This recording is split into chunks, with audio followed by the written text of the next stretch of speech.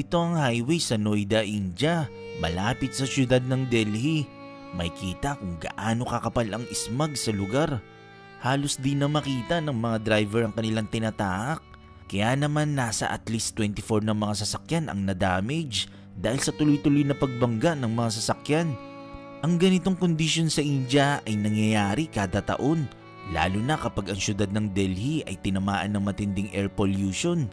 Itinuturing na nakakalason para sa mga mamamayan ang hangin na nalalanghap dito at napabalita na kada 2 minuto ay may isang nasasawi dahil sa air pollution sa bansa. Kinikilala na nga nila ito na deadly killer sa India.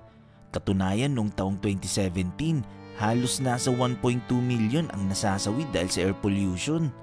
Ayon sa mga mamamayan dito, nakakaranas sila ng pagsusuka at pagsakit ng ulo kapag nakakalangap ng hangin, kaya marami sa kanilang no-ospital. Ayon sa mga eksperto, ang palagiang paglabas ng mga tao sa kanilang mga bahay sa ganitong kondisyon at paglanghap sa nakamamatay na hangin, daig mo pa daw ang nanigarilyo ng 50 piraso. Ayon kay Dr. Arvind Kumar na isang lung surgeon, pag binubuksan niya ang dibdib ng kanyang mga pasyente, birang-bira na lang daw siyang makita ngayon ng normal na kulay pink na lungs. Sa buong syudad ng Delhi halos nababalutan na ito ng layer ng alikabok at sa itaas na bahagi ay makikita ang napakakapal na layer ng air pollution na tumatakip sa mga gusali rito. Ang Delhi, India ay kilalang malaki, busy at polluted na syudad, pero sa nagdaang dekada ang air pollution sa lugar mas lalong lumala. Sa nagdaang 10 taon, ang populasyon sa Delhi, India ay tumaas sa mahigit 7 milyon katao. Ngayon, kilala na ito na pumapangalawa sa pinakamalaking syudad sa buong mundo. Sa kabilang banda, ikilala rin ng Delhi bilang pumapangalawa sa pinaka-polluted na syudad sa buong mundo.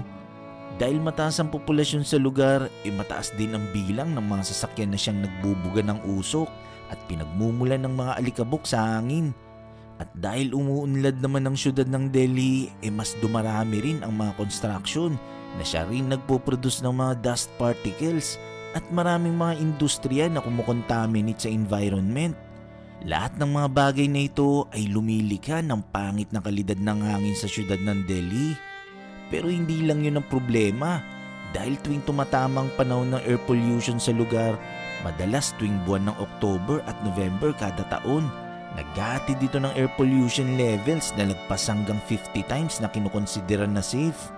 Ang makapal na usok sa India ay sobrang masalimuot na tipong kahit sa space makikita mo itong bumabalot sa buong syudad. Pero ang maulap na polusyon sa lugar ay actually hindi talaga galing sa Delhi dahil hindi lang normal na alikabok at usok sa mga tambutsyon ng sasakyan o sa mga pabrika ang dahilan sa napakadumi at nakamamatay na hangin na mayroon sa Delhi. Well, ang napakakapal na ulap na nararanasan ng Delhi ngayon ay hindi mismo galing sa syudad na ito. Ito ay galing sa Punjab at Haryana na parehas state ng India na katabi lang ng Delhi na kilala rin bilang India's breadbasket. Ang dalawa kasing state na ito ng India ay napakahalagang region ng bansa pagdating sa agrikultura. Sa dalawang region na ito, dito makikita ang naglalaki ang mga sakahan na syempre nagre-require ng sobrang daming tubig. Pagpasok ng taong 2000 ng mga magsasaka rito, nag-umpisang kumonsumo ng mas maraming tubig sa kanilang sakahan na naging dahilan ng pagbaba ng groundwater ng buong region. So para makapag-save ng tubig, ang otoridad ay nagsulong ng batas noong taong 2009 na tinawag na The Haryana Preservation of Subsoil Water Act. Ito ang batas ng pagbaban sa mga magsasaka na magtanim bago mag-June 15. Ibig sabihin, ang mga magsasaka ay hindi pwede magtanim hanggat tag-init pa. Pwede na lang silang mapagtanim kapag sumapit na ang panahon ng tag-ulan. Ito'y para ma-replenish ng tubig ulan ang groundwater. Kaya naman ang mga magsasaka ay napupush na mag-ani bago matapos ang taon. Ibig sabihin, kakaunting oras na lang meron sa mga magsasaka para mag-prepare sa susunod nilang pagtatanim. Kaya naman para mabilis na maklear ang buong rice field, maraming mga magsasaka ay sinusunog ang mga dayami. Kada taon ang lahat ng dayaming sinusunog ay lumilikha ng napakakapal na usok o ulap na dumidiretso sa syudad ng Delhi at nagaganap ito tuwing buwan ng October at November. May dalawang dahilan kung bakit ang usok mula sa dalawang region na ito ay nagiging mas mapanganib pag dumating na sa Delhi.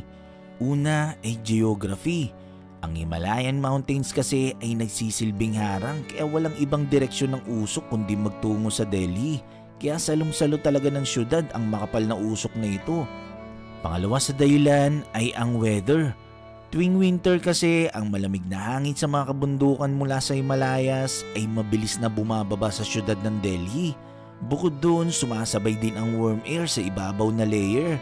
Kaya lumilika ito ng usok na parang dome sa syudad.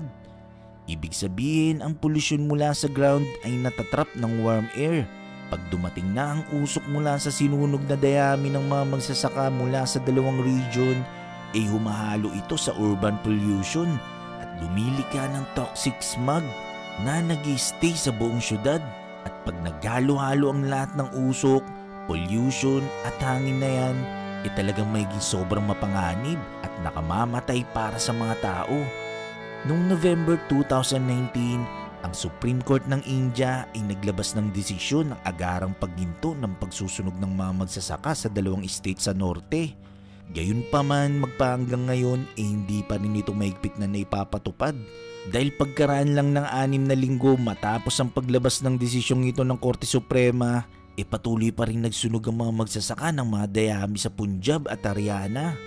Well, ang syudad ng Delhi ay actually wala talagang kakayahan na pigilan ng ginagawang pagsusunog ng mga magsasaka sa kanilang kapitbahay na states. Kaya naman tuwing tumatama ang air pollution tuwing October at November sa syudad, ang city officials ng Delhi nag-a-adjust na lang. Binabago na lang nila ang mga bagay na kontrolado nila. Minsan sa ganitong panahon ipinagbabawal na lang nila ang lahat ng construction sa syudad o di kaya ipinagbabawal na lang nilang bumiyahe ang kahit anong sasakyan dahil bukod sa napakadelikado at prone nito sa aksidente, makabawas din ang mga sasakyang ito sa air pollution. Kaya nga hanggat hindi mahigpit na ipinapatupad ng India ang pagbabawal sa pagsusunog ng mga magsasaka sa mga dayami, paulit-ulit lang itong mangyayari kada taon sa Delhi at mas lalo pang lalala ang dulot ng polusyon dito at maglalagay sa milyon-milyong mamamayan nito sa peligro.